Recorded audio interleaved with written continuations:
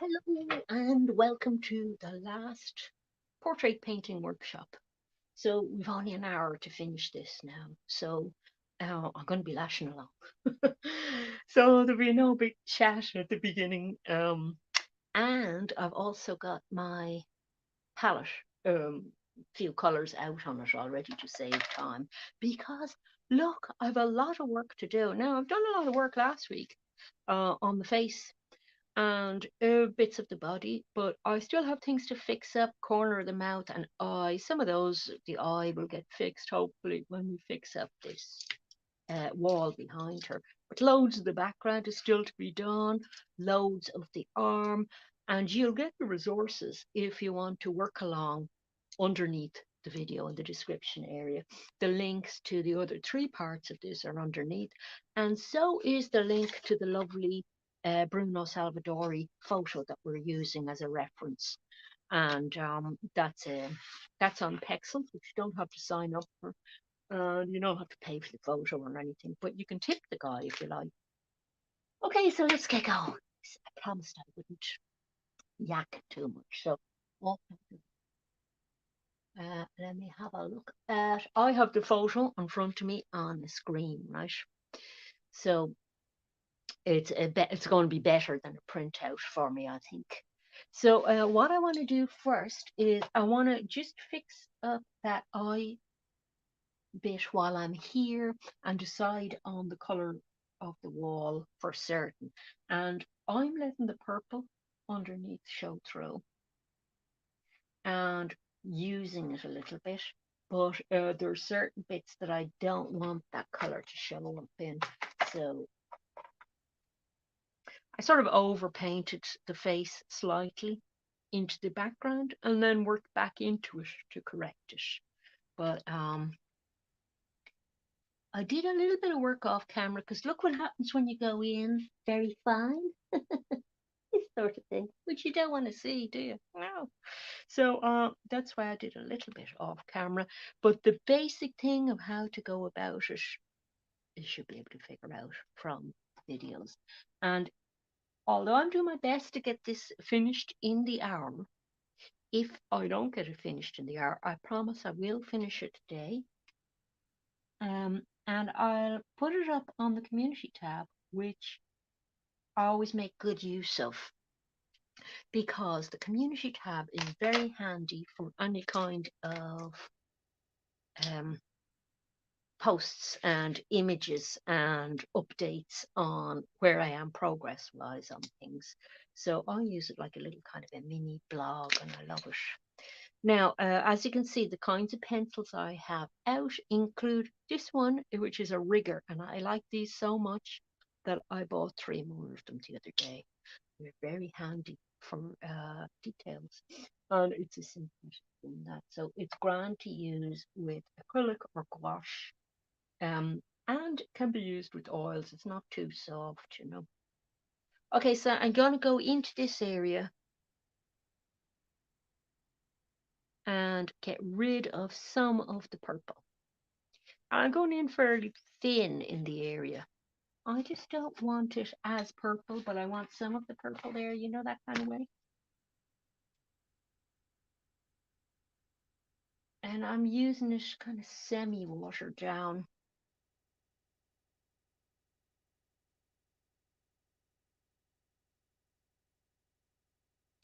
And I will have a new uploady style video for you in the next few days. It's Friday today, so it might be Sunday because I still have um, some artwork to do to eat. I haven't even started yet for that video. It's a piece that I want to do in a day, but it's a nice video, and I think I'd like to aim for Sunday for it to go up because people like to do relaxing things on Sundays, don't they? So on a Sunday evening, it might be nice to watch a relaxing video, and I think that one's going to be relaxing because I put a lot of elements into it that are, I'd call them uh, they call it ASMR videos, which are just relaxing sounds. There's a lot of really relaxing sounds in it. There's some music, and then the rest is kind of art sounds. But for some reason, the sounds came out really loud on my video, and because I wasn't like talking to you a lot, the only sounds that were on the video, apart from the the bits of narration that I had in. So they came across really loud, but pleasant. But that was a lovely project. So see, I'm getting too thin here on this bit, but I'm just trying to get a little bit less purpley going on. So I'm hoping that's killing the purple a little bit without completely killing it, because of course gouache is semi see through, isn't it? And it's interesting when we get to the arm, because I have to look at the arm color here, and it's very dark as well. It's actually darker than the wall, so I'm going to lighten the wall because I know that the wall is not darker than the arm. So I'm having to re-establish the purple again, and you saw how I arrived at that purple when we started painting. It was just a red and a blue, wasn't it? So I'm making it a browner purple, and I'm bringing it up in tone with white.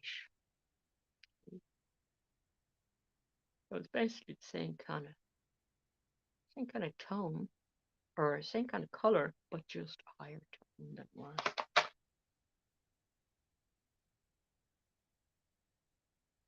I don't want that arm to stand out too much against the wall. I want it to be subtle, a subtle effect. But yeah, I have set myself kind of tall off to the bed. But I wanted to prove to you it could be done in 4 hours, you see. So this is why I didn't go off and do a big load of work in between times, because I wanted somebody who maybe hasn't super amount of confidence in their portraits, or who maybe runs into difficulties in the middle that makes you abandon the portrait, which can happen to anybody really when you lose confidence. Um, I wanted to prove to somebody going through that yeah, it can be done in 4 hours and you can do it. You just have to keep going in a particular with a particular plan. Say, I'm going to do one more thing while I'm over here.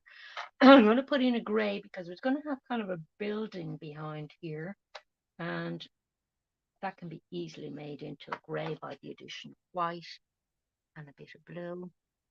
And the idea was that out here, I'd imagined it as being like a kind of courtyard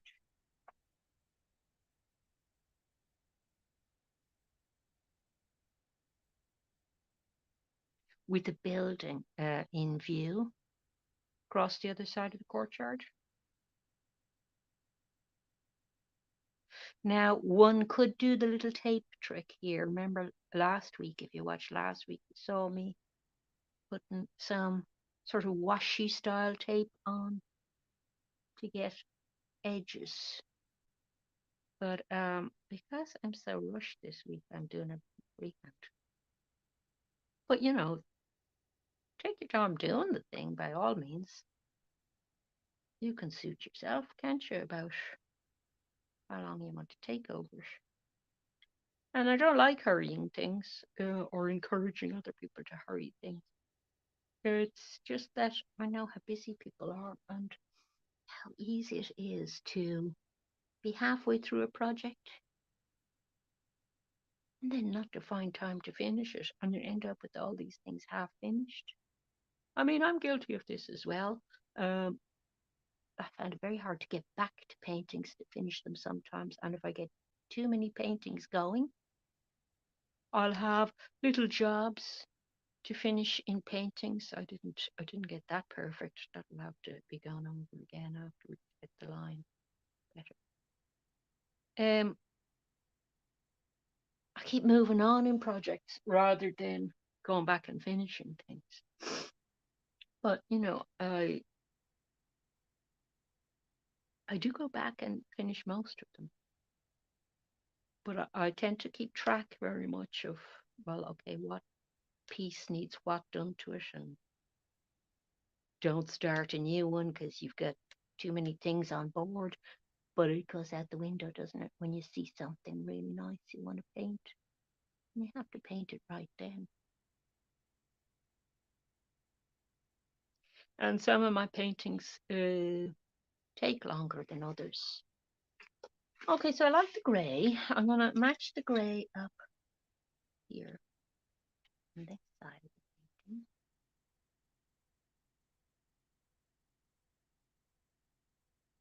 And there might be, little suggestions of doors in there, but I'm going to leave that for a while because I don't want to get stuck doing details before I have the main areas in. Because I want to have it, if not completely finished by the end of this session, pretty darn near. And then, as I say, I'll finish it and post it on the community tab. But I'm going to try and finish it now. Yes, indeed, I'm going to do my best. Hang on, I need a sip of tea to do this high intensity paint. So next job is this. Oops, sorry. The next job is this wall here, which is a little bit too purpley, definitely along this line. And I think I will get the tape out for this job because it's worth it. And I'll get my ice cream tape out to celebrate the fact that I went to the beach during the week. I was working very hard and on a project that I'll have the video about. And I went to the beach in the middle of it, didn't I? And I sent you a postcard, which you'll see in that video upload. So this reminds me of the beach. I didn't have ice cream when I was there. I'm going to say something quite shocking about ice cream. I'm not that fond of ice cream. I don't eat it that often. It makes me mad thirsty afterwards. I don't know why. Because I thought I could handle a lot of sugar, but I think there's just too much sugar in it for me. I love chocolate. I could sit and eat chocolate all day, but ice cream makes me feel incredibly thirsty, and I think it's because of the sugar. So it's not worth it. It's not worth eating an ice cream because I'd be just drinking gallons of tea afterwards. There's also a horrible thing about ice cream is that if it's a really nice one, well, actually, even nice pop style ice creams do it as well. You can't stop eating them. You feel like having another one straight after having one. Here.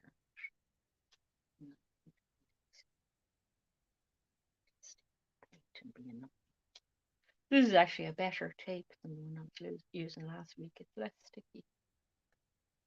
Not how much left, but see, it's worth it doing this bit for me because just going along a line that thin. So this bit here, that actually has two elements to it. Oh, this is so finicky. This is definitely not very. See, that's an ASMR noise. That tape, pulling the tape like that. There's supposed to be some noises that give people like tingly sensations. Some people get tingly sensations, they say. And some people just feel very relaxed, chilled out, hearing those noises, which makes sense to me because we all have our favorite noises. For me, it would be, I'm making a mess of this, For me, it would be favorite summer noise are doves cooing. I've got a couple of doves in the garden at the moment, and they coo a lot. And I just go into this really chilled out state when we start that. I love it. So that's one. Grasshoppers, I love that noise. Very relaxing. So some brown, some ochre, and sienna. And I wanted to stand out against another bit that's just beside it. So this is very fiddly, this edge. But if we get it remotely right, it'll look nice. Now I have to move that bit of tape.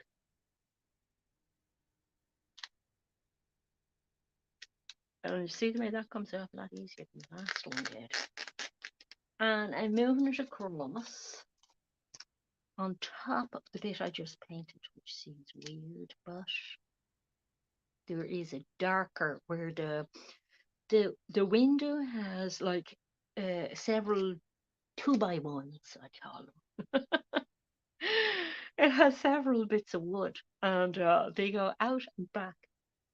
And I was talking about perspective the other day, and even in the way those bits of wood behave perspective wise, I noticed there is a 2-point perspective. And I had been talking about 1-point perspective for this receding hallway behind her. But in fact, the painting uses 2-point perspective, which means that it's very subtle now, but the lines in the floor here and the line of the edge of the window jamb there use 2-point perspective. And all that means is that if you have what's called an horizon line in painting, right? It's an imaginary horizon line. The horizon isn't necessarily there, but say the horizon line in this painting, it's somewhere around here, that you have this hallway, all the lines that are made for the hallway slanting backwards and receding off into the distance, they all join together in a point somewhere off the left-hand side of the page. And the lines for the floor here and the window, they all join in another point on the right-hand side of the page, as if the thing were kind of like a box with perspective. But the two vanishing points that they're called, the points at which they join, are they're both found along that horizon line. It sounds very complicated when you just say it. I did cover 1-point perspective when we were drawing in the hallway, so that's on one of the earlier videos for you. I didn't want to terrify you with the 2-point perspective before you knew 1-point perspective, but there are loads of videos on that. And we can go into it again on another video sometime if you want. But there's loads of people who've done really, really good videos if you look up 2-point perspective. And the way you learn it is, if you don't know how to do it or you're shaky on it or anything, is you learn to draw it using a cube as an example object to try it out on. And the cube, imagine the cube as being like, in the real world, it'd be something like a building, wouldn't it? So a building, say a building, an office building situated on a corner, that would be a perfect example of when you'd use 2-point perspective. So that's just a cube, isn't it? It's a cube with like one wall of your office cube going off one direction, receding in one direction, and the other one receding in the opposite direction.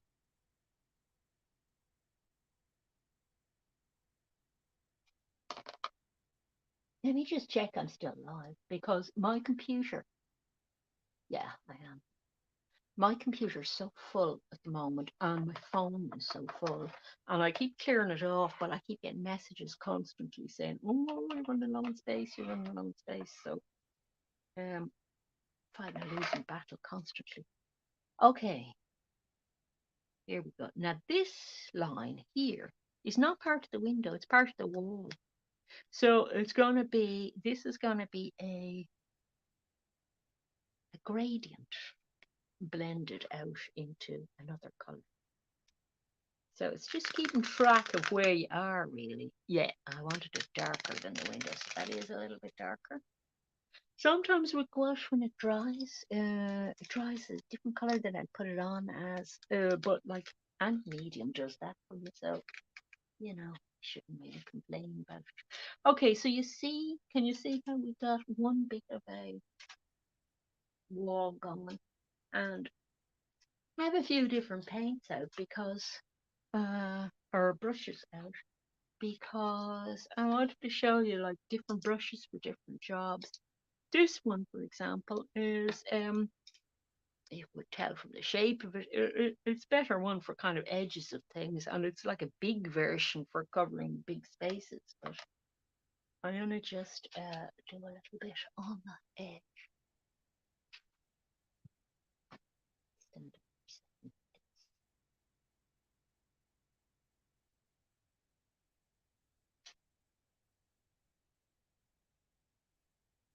Have a little bit of black in that.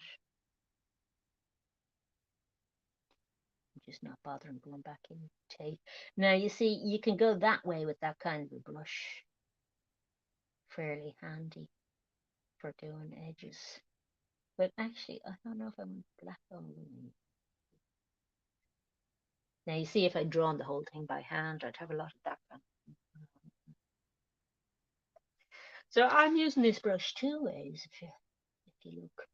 I see a lot of people using these square brushes for very fine painting, and they're using them on their sides and things, and trying to get into very teeny corners with them. I don't think they're great for that. I think it's really worth investing in a small round or a few small rounds for yourself.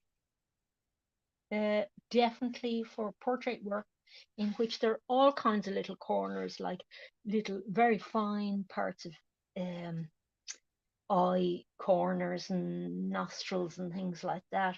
If you don't have the right brush for it, you do find out that it's very, very hard to do the job. So a round is a handy one to have. There's an example of what a round looks like. It is what it says it is, really, isn't it? But that's what it does. It's for getting into little corners, and like that's a round as well, but that's a little teeny one, isn't it? So the size is relevant to the thing as well. So I'm gonna modify this color a little bit.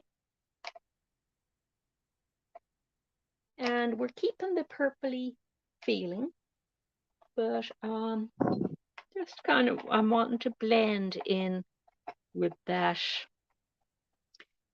brown here. There's a lot of brown in this painting, a lot of brown, a lot of purple.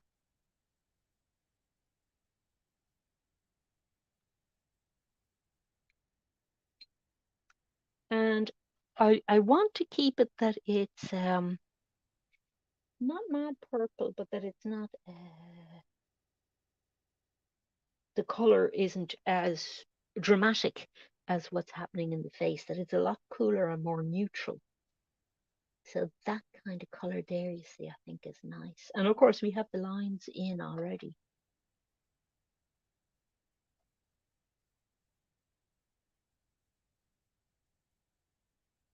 That's the edge of that wall, and that's going to be a bit blendy outy.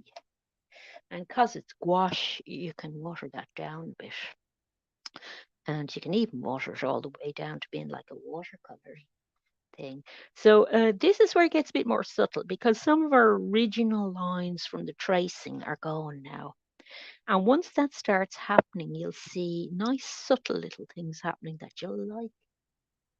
Sorry, because I'm standing up, my mouth might be right beside the microphone. Sorry about that. That's not very ASMR for you. Me screaming into the mic. I'm under pressure, you see. No wonder I'm screaming. Nah, I'm actually pretty chill. It's amazing what a day at the beach does feel. Ooh, yes. First swim of the year. I plan 3 at least. Well, I mean, I had 3 swims while I was there. So when I say first swim, first trip to the beach. And I did my favorite thing ever, which is snorkeling. I just love going snorkeling. Now the wall here meets another wall here, so that dark line will we'll be picking that up down here. Okay, and we want to get in there as well. And in there, when you look at it, it's mostly to do with the other colour that we had, which I don't have any left of. It's annoying.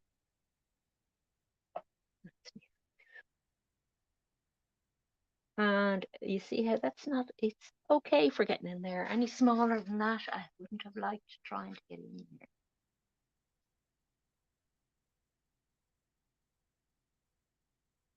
How we doing? We've half an hour left. Ooh, yes. Did covered ground for half an hour. You'd think I was on something. I am on a deadline. It's totally self-imposed. I don't know how I do these things myself. For you, dear viewers, for you. Okay, moving along. Now, there's a funny thing happens on the wall there, which I might ignore. There's kind of a little, well, I don't know, it might be nice, but it might be confusing. There's a little sort of a alcovey, I don't know what you call it, architrave, I don't know what you call it. The detail, we'll call it a detail, that comes out a bit in a curve and then down, and there's a brighter section in the middle. I'm going to ignore that for the moment and keep moving along here. I need to do more of the door frame. And I don't think the bit of tape I had out is going to do it again. So narrowed up. But you can see how there's some of the purple still there. So happy that we kept a little bit of that. This here, that could be a little bit more. It can shade it slightly darker down the bottom. I'm just looking, and in the photo, it is casting a little darker shadow towards the bottom of the window, and I like that. You can depart from the photo anytime you like. I've departed quite a bit from the photo, in various things I'm doing, but like it's up to you. What you want to keep that was in the original photo and where you want to go with the rest. See, I like that when it goes down to a much darker thing. It sort of anchors the bottom of the composition nicely. And that's going to be all dark down here. And that bit's easy enough to do. So we come in with our bit of black. And down here, this is going to be a black bit as well. And a black edge of something here as well.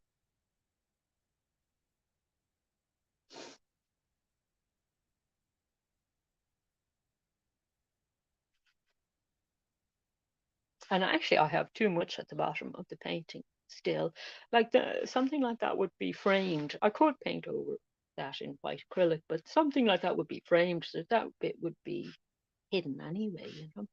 And that would be sort of a nice place to put a signature, or over here, down near the bottom. You kind of definitely, if it's your first portrait, sign it. Get a little precarious thrill out of being, because like you reached advanced levels of artistry when you've done your first portrait. It is thought of, and I think it's quite true to say that it's one of the most difficult art subjects to paint, a portrait, because it requires very good drawing skills. Unless you have some other way of going about it that also requires very good technical skills, but just, um, in a different way, because not everybody paints in kind of a very academic, realistic sort of way. You could do something kind of hyper postmodern, if you like, and do it as abstract shapes and anything you want. But for this kind of a portrait, generally speaking, if I'm going to generalize about the thing, you would usually have very good drawing skills. And even somebody like, say, Picasso, when you look at him, because people think of Picasso portraits, they think, okay, it's just crazy looking portraits, some of them, you know. The guy did have very good drawing skills to be able to depart from, you know, to break some rules. You have to be good at knowing the rules in the first place, kind of thing, you know. There we go. Now, I've forgotten what color is supposed to be in that bit. Is that dark? Yeah, that's the next bit dark. Okay, we're going very dark with this bit. And basically, this is the slowest bit, this area of the painting, because it's a series of stripes that are going to make that window believable. Hopefully, hopefully believable. And that's going to be I was going to say really dark, but it doesn't have to be that dark. I can actually modulate it a bit. I want to show a little bit of a wood color with a bit of sienna and a bit of ochre in it as well. And to see how we do that.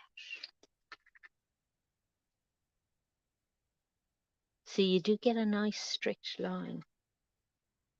And I'm just hanging that piece of tape over the side of the desk here so I can reuse it in a second.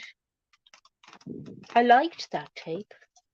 And it wasn't a proper washi tape. It's just a little plastic tape, but it's not very strong. It was Muji used to make a lovely one, and I haven't gotten that one again since. See, that lifted with the tape there, so you know it's not ideal. Patch things, but it's okay. The paper isn't ruined. It's just a little tape issue. Okay, so we got another couple of those tapey bits, but it's worth just lashing along. Now, obviously, if you were doing this in oils, you would be waiting for bits to dry, wouldn't you? Although, if, as I do sometimes, you sometimes paint in fairly thin washes of oil paint, I have found that you do actually get away with doing this kind of thing on wet oil. Sometimes I just hold a ruler up to the painting and do it. You know, because it's not going to stick to the oil. That tape isn't going to stick to the oil, but it is a guideline for you to go along. So this is a brighter color here, brighter ochre color.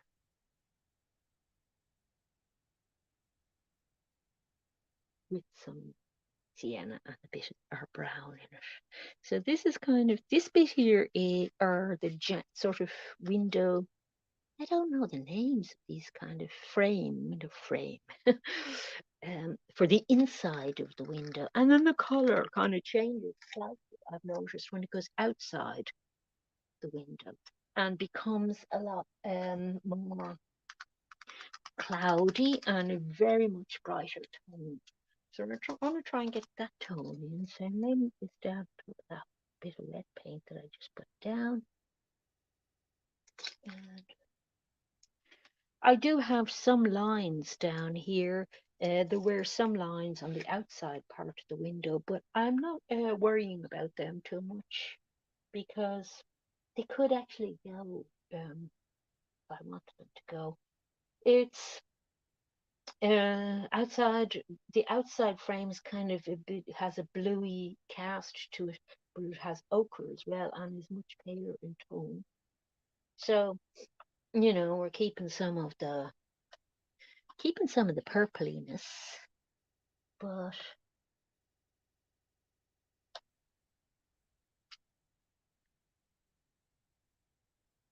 going much brighter. Now wait, let's just see how that looks against that. Yeah, it's okay. This is gonna go a lot brighter. The thing about anything glass is don't bother trying to paint the glass, basically. You know, just paint it. If you've got glass and there's a highlight or a shine on it somewhere, paint the shine. There's so many things in this painting um, that are the reason that I chose that particular photo, right? Because it had our opportunity to do a portrait, but it had all the kinds of problems that you can run into with the portrait that you wouldn't necessarily expect if you haven't done one before. Like there being a lot of interior in it. You might decide, yeah, it's such a brilliant interior. The interior tells a lot of the story of a portrait. And while not everyone would have this much interior in it, um, certainly, oh, I didn't mean to do that. Certainly, uh, many of them do, because it's part of the interior becomes part of the psychological makeup of a person. And somebody like Vermeer, say, that one where he's painting a servant in the kitchen, or the other one where, uh, or there are many of them actually, women reading letters and things like that. They're kind of portraits and kind of interiors. They inhabit both spaces, really. But they are psychological portraits of the person because definitely when you're looking at those paintings, you are supposed to be wondering about what the person's state of mind is and what the story is in that painting. What is the story of that person's life? And it's not just, I don't think, that we're looking into another age, you know. So you can see how that window is getting a bit convincing looking now. We like that. And I'm going to finish the bottom of it. We're doing good time wise. Finish the bottom of it. There's a plant in the photo I'm just ignoring completely.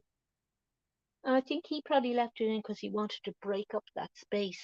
But he has the composition in his photo slightly different to the composition in my painting.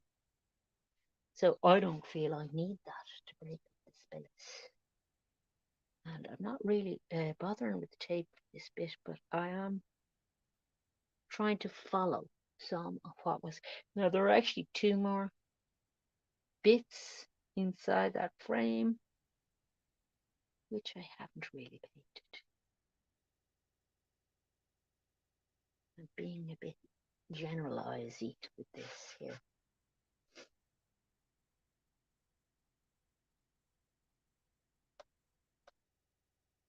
I've decided I don't kind of need to be that detail orientated to get the atmosphere. And to be honest, uh, it's not that interesting to me. Some people would love doing the architectural sort of details of this, and some people, are getting their kicks out of doing the the figure. And I guess I get more interested in the figure in a way. Okay, so I can't decide what way this goes. I feel like there should be a black line along here as well. Using the wrong brush for this, but I actually don't want it perfect. I want to just suggest it as it being an old window. And you might notice that window is a different style of windows to the others. And I did wonder, because it's not like that in the original photo. And I did wonder, oh, am I going to regret doing that? Will I get away with that? Or is it something that will trouble the viewer? And I don't know. I mean, let me know if you want. If it troubles you, you can tell me in the comment. You're allowed to tell me that troubles me slightly. I won't change it for you, but it'd be interesting to know. But it doesn't trouble me particularly. I've taken a liberty with it, and I thought I'd get away with it. Right? So I'm just getting my rigger out for tiny little highlighty bit here. Because little bits like that can make a huge difference. And I'm going to come along here, turn it around, so I can get at it better. And do a little bit of highlighting along here because that kind of thing can also make a huge difference to the picture. And although I said I wasn't going too crazy with details in it, I think some little bits and bobs like that are nice.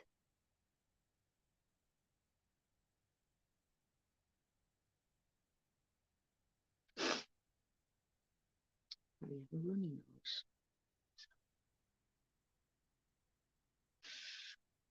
Okay, now next things. While I have this on my brush, I'm going to go up here.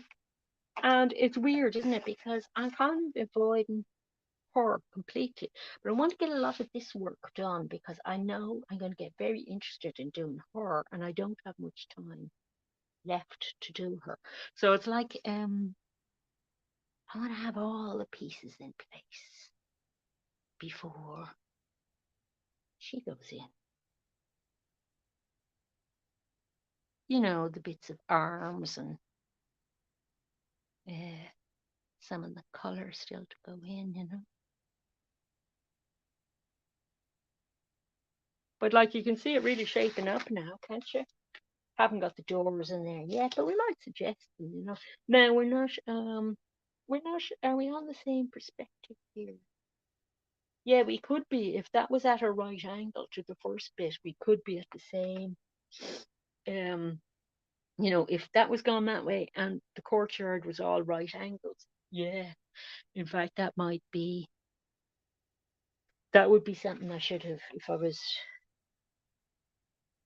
doing this right. I should have planned this out in the thumbnail and make sure it worked in the thumbnail. And I'm just being lazy here now, trying to eyeball it. And I'm hoping I'll get away with it. I don't know if I will. We'll find out. So I just want to just suggest other curves in there, basically.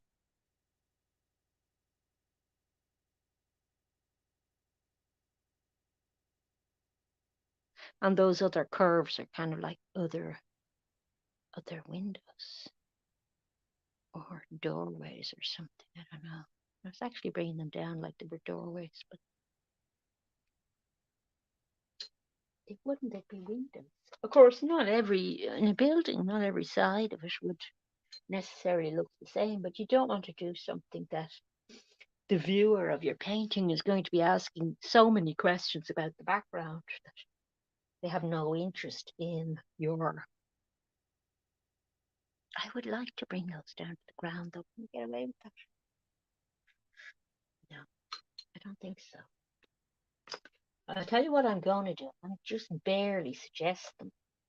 That might solve it because they're becoming a little bit too interesting, I feel.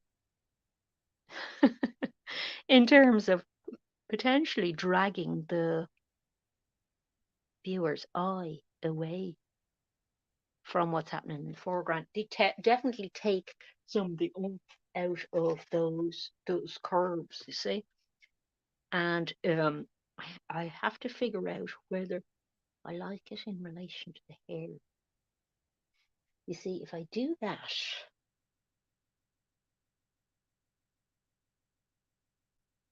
I might have to have the hair that's meeting it very black or with a lot of red in it beside it. And that's what I'm going to do. I'm going to make a very deep reddy brown up for the hair. Oh, hello. Did you have a nice week? Can't sing.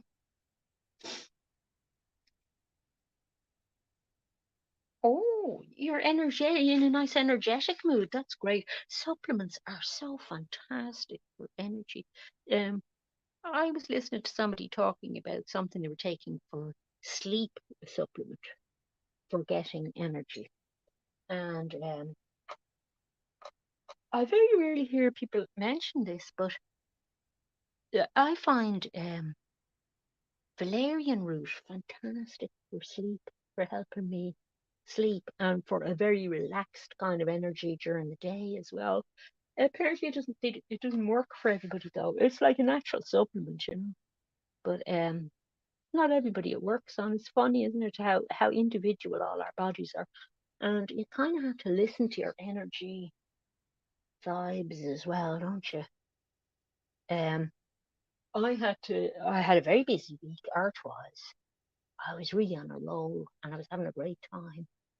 But I took a break, a whole day's break in the middle of the week, and I knew it would do me a lot of good. And I went to the seaside and I came back, you know, super refreshed. I mean, I wasn't exhausted or anything. I don't let myself get to the stage of exhausted, to be honest with you, because it costs you if you work to exhaustion. I find it costs me in like the next sessions that I'm doing. There's an energy cost to doing that. This is going to be graduated a little bit. So I'm just getting that green out for that.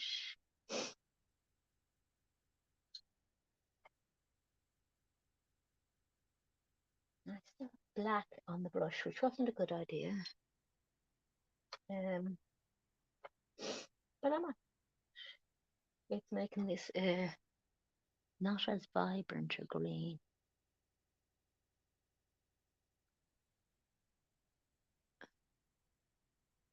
But I want this to also recede that little bit. I know I haven't put in the hair bit I said I would. But you see, this thing of, bouncing around from place to place in the painting, that's a good thing. It's not a bad thing, see.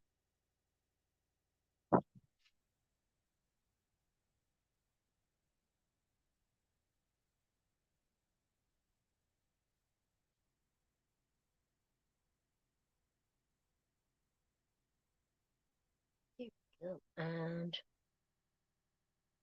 the more vibranty green. Oh, I keep forgetting I'm not on a limited palette.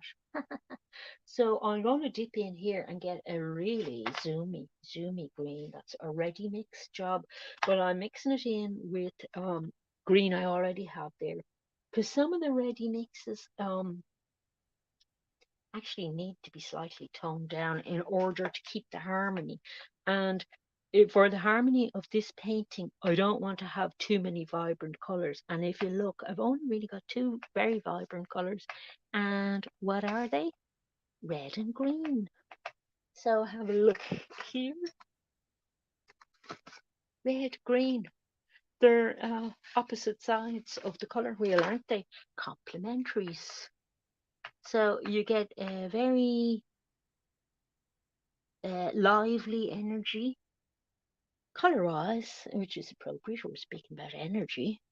You get a very lively energy from a painting with sparing use of complementaries. They can be overwhelming, if you go too nuts with them. I'm going to get my smaller rigger for that. And I don't want to overwhelm the star of the show, the red dress, but there is a little theme emerging in this painting of nature. Um, it tends to emerge in all my paintings, to be honest. But you know, the theme is picked up on her by the use of flowers in her hair and her hands, which we're going to do now. And because she's linked up by her gaze with the outside, looking out towards the green, and it's very dark. It's a very dark building inside that she's in.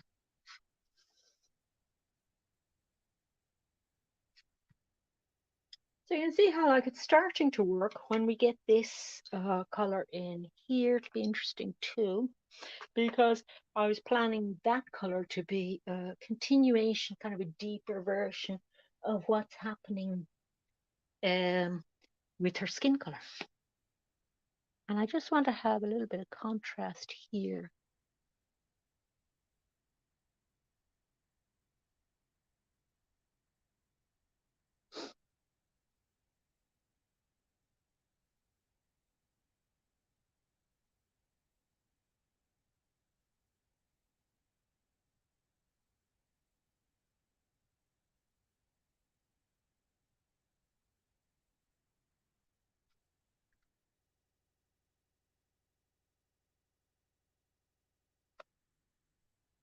before I go into getting that colour established.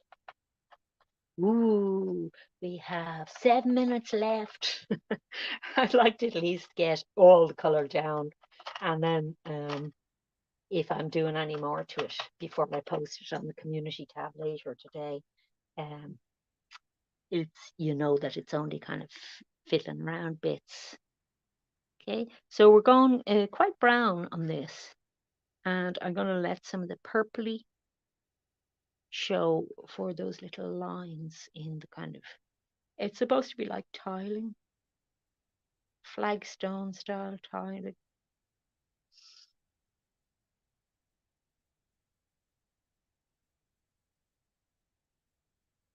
And there are some pools of light in this, but in fact, I want to keep some areas in between the windows fairly dark. So I was saying last time that I didn't like that angle there. So I'm going to come along and extend that angle out here so that the pool of light here from this window is going more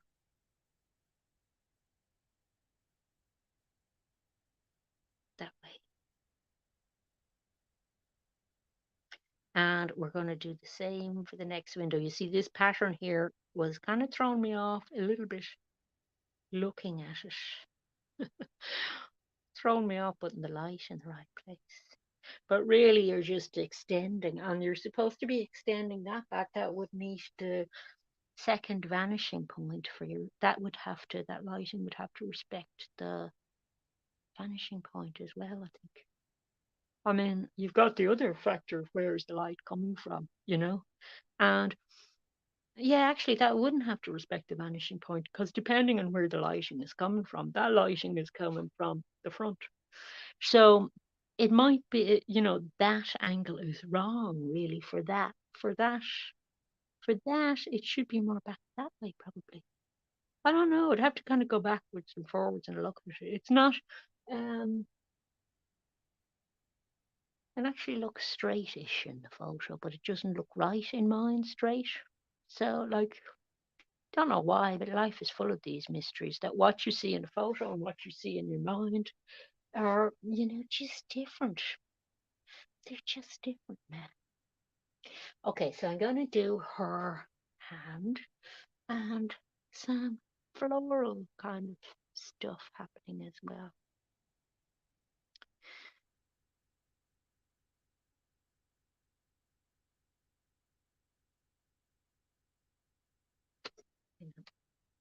See, the whole thing kind of has to grow together. So this is going to happen as well, and it's going to affect the color of what's happening on the arm. So this is why I'm being, taking my time getting up to the body. I'm working across to get to it, haven't I? Really.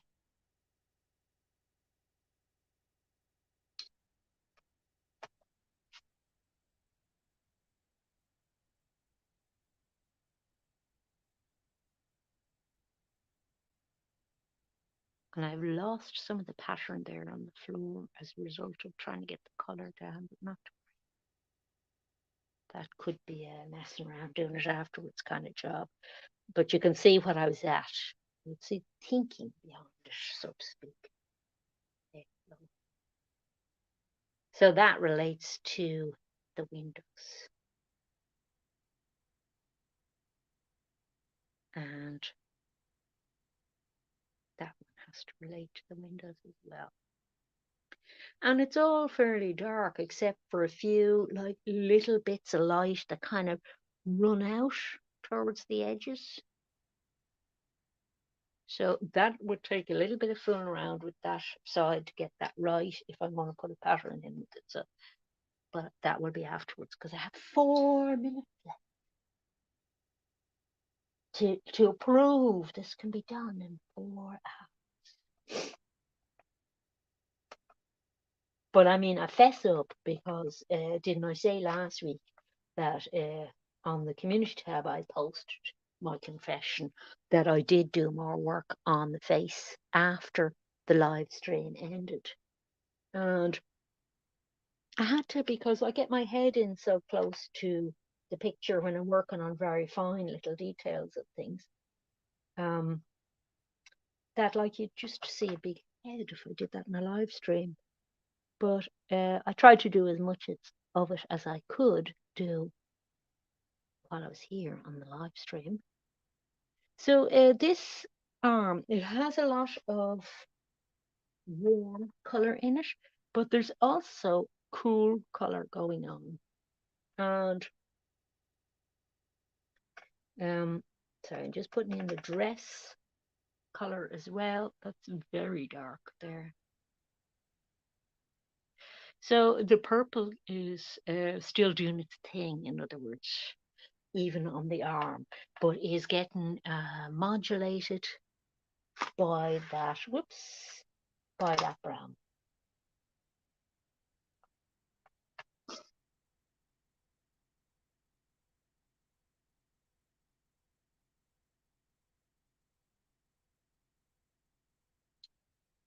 And that color is one of those kind of indistinct dark colors that leads you up into the hair area.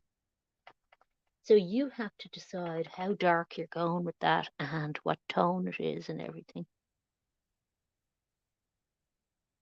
You're not necessarily stuck with like the colors from the photo, but the problem is if you go too far off it on one of the colors, that how are you going to get your harmony for all the other colors then, you see? So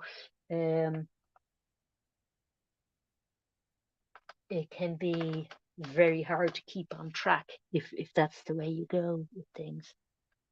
Now I'm trying to get a lot of blue back into this while keeping the warmer tone in the middle to just suggest the warmth of skin there without putting in too much detail.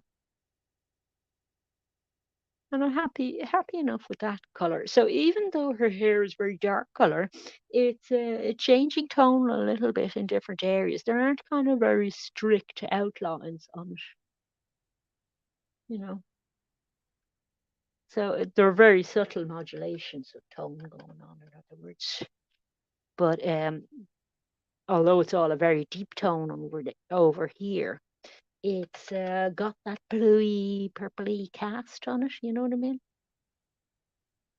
And I like that, and I think you'll see that it's making sense when we fill this in now.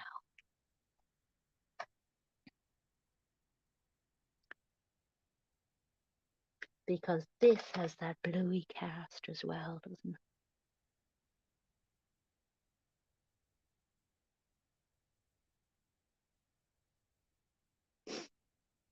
But yet, there's red in there. So it's still picking up the red of the dress.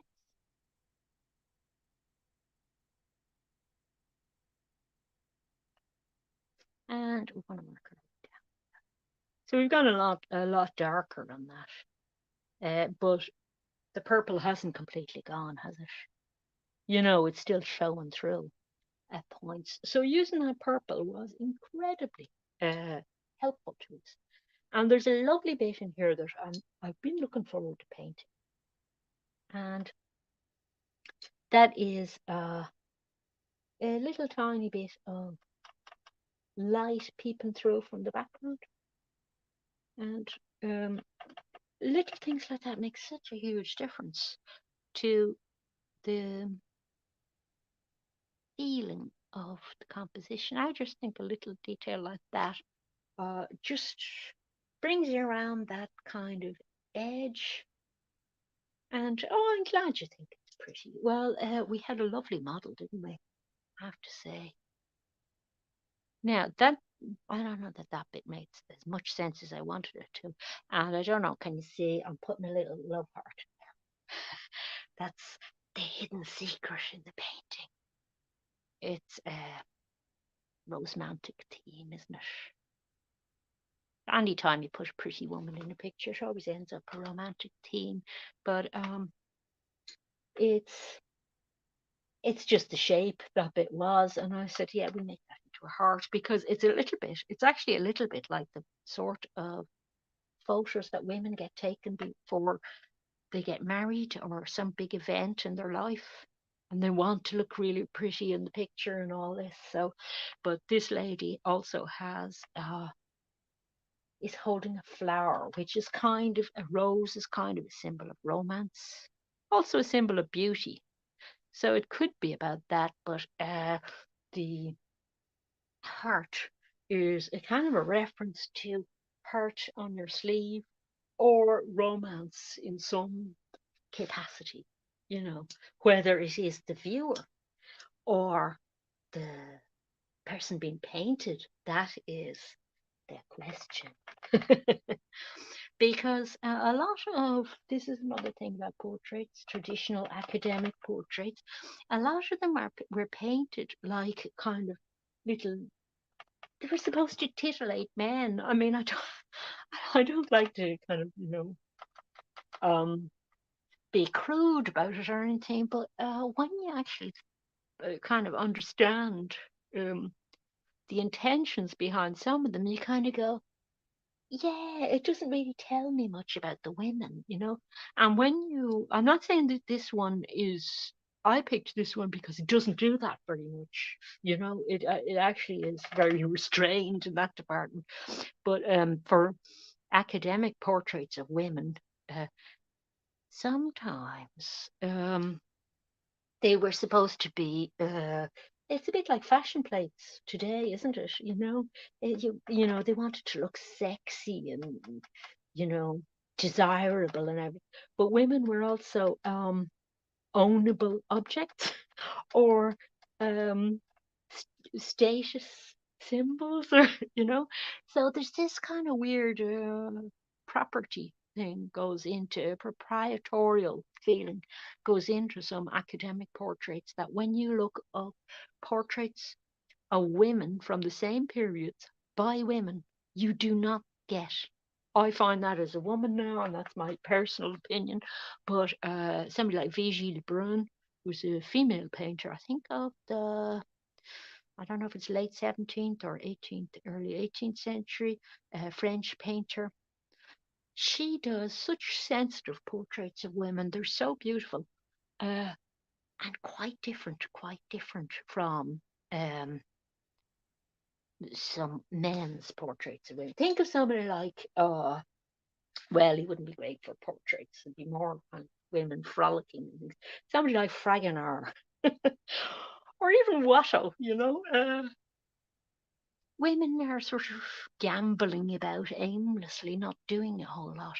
And that can be a little bit of a problem with portraits of women that they're seen as kind of not really being there for any purpose other than being pretty, you know.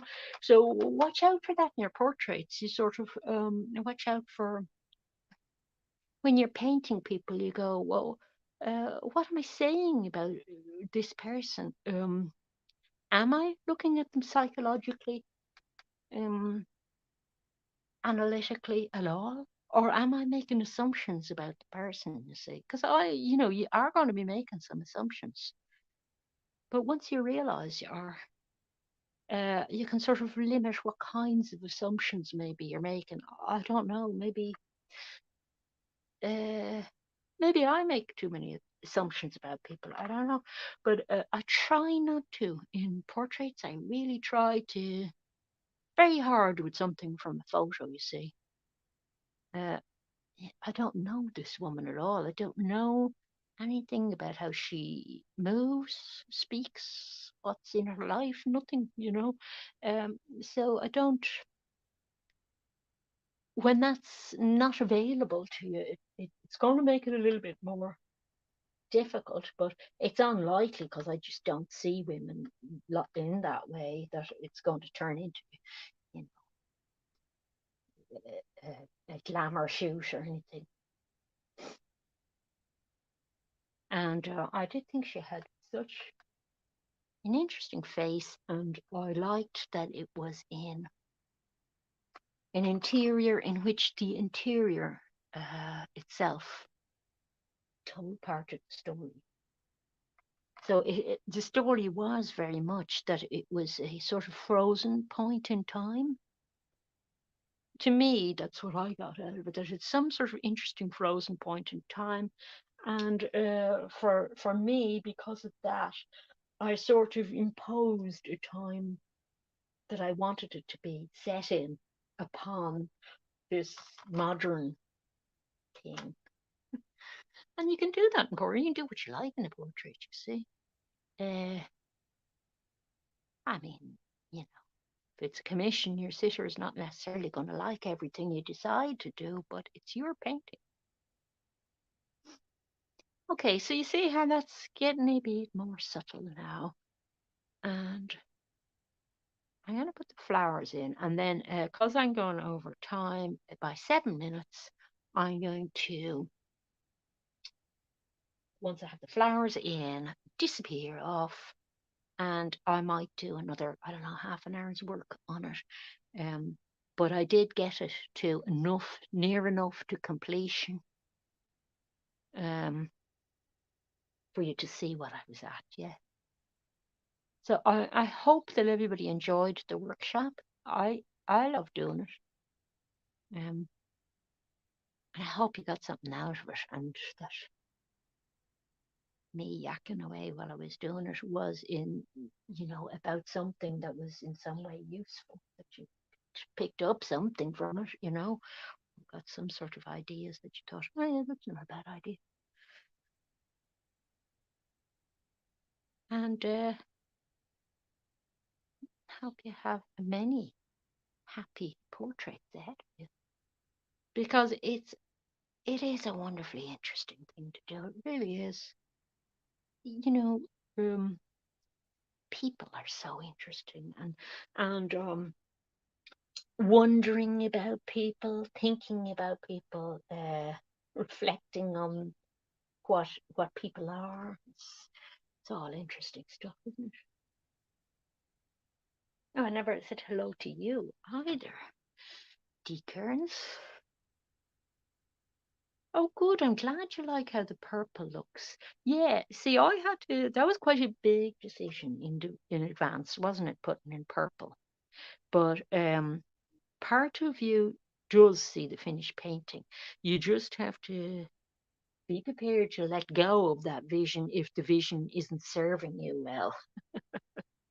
Because sometimes what you see in your mind and what actually works or doesn't work at the time, they can be a bit different, but it did actually work. And I knew it would work because from looking at the photo, basically, because I could see that for me anyway. To somebody else, they might decide, no, it's mostly I would have my background browny color.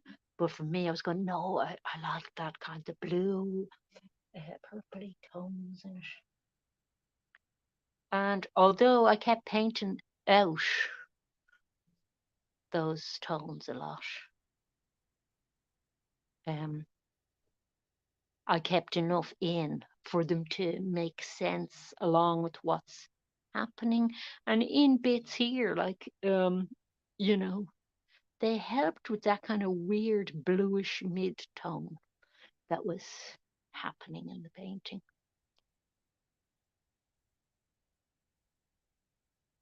And, just as I thought, they did a lot of the work for us. I'm going to do something quite brave with the red now to finish with the swagger. Oh, hang on. I want to finish.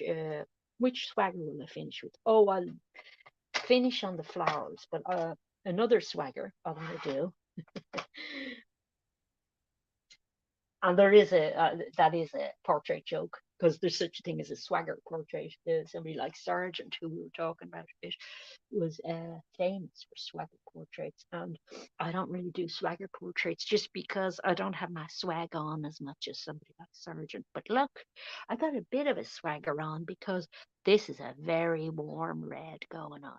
And I have just decided to pick up a few little bits in that red just to really pump up the drama on that dress, hopefully in a restrained way. So that's as swaggery as I get there. Do a little bit in the folds. And it even makes the red on the arm there look a lot hotter, doesn't it? So we're going to do the floral bit. Wonder would I get away with a tiny bit of red here. Right. It looks like it needs something to pick it up there, and that's not an interesting area there to me. So yeah, I think something needs to happen.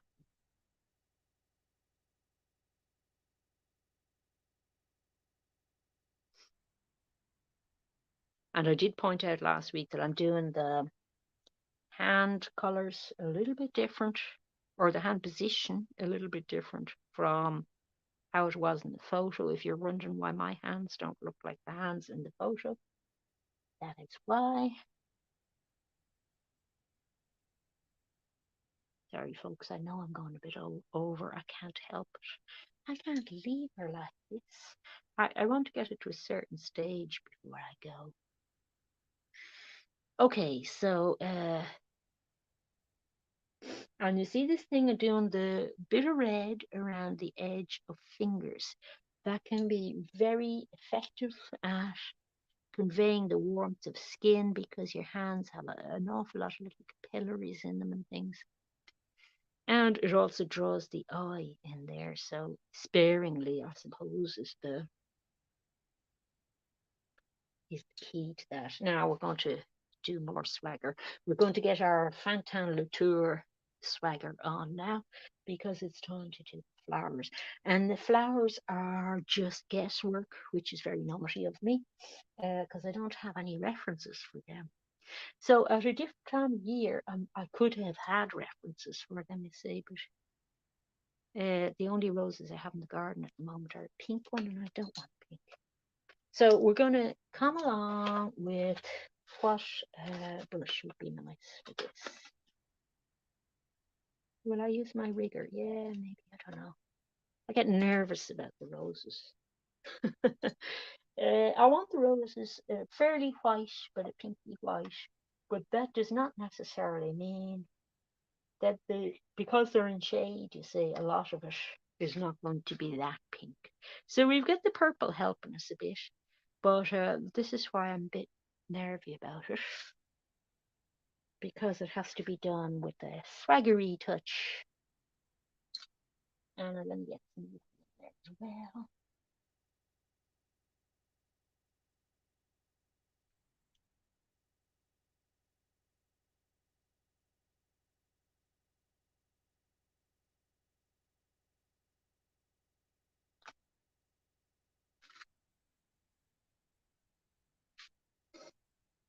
And one more thing. Now I might get a new brush for this, just make sure.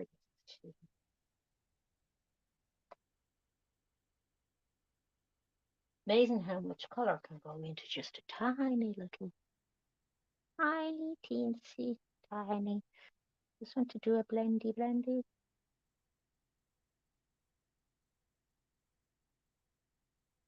I'm just picking up tiny bit of light. Yeah, I don't know how successful that is, but I don't want it to take over from the highlight in our eye either. So it's kind of a bit of a trying to balance things job.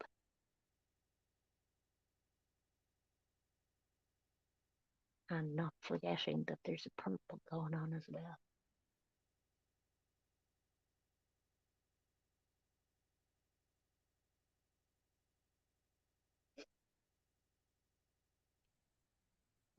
Push back part of that colour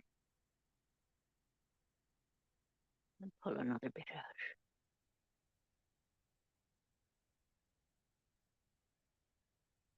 And that's why flowers are considered tricky, because if you mess around with them too much, they get worse, basically. Okay, so it's just suggested in her hand, and I want to pick up that colour in her hand a little bit. Then I'm done. I'm definitely going. And I will put in another half an hour's work or so on this and then post it up in the community tab for you to see how it turned out. And don't forget that those 4 portrait sessions will stay up for anybody who hasn't seen the whole thing or wants to, hasn't, is only now sort of thinking, yeah, I might have a go at a portrait. Um, it's there for you to go back right back to the beginning if you want and watch it from the first part, and all the links are underneath. And then the other thing is watch out for a video during the week, or probably Sunday actually, probably upload it on restrained swagger. Yeah, whoops. I was very restrained because I was terrified of that flower. It's not great, but uh, it wasn't going to be without the reference. You see, I was trying to think of Alma Tadema, I think was the god's name, and he did this painting that had it was based on a Roman story about an emperor having a party. And he did this a painting that had a shower of roses, and he kept ordering roses every week, like crates and crates of roses to do the painting. And probably had a lot of sick headaches from all the roses. But although he was a very, like, uh, tight painter.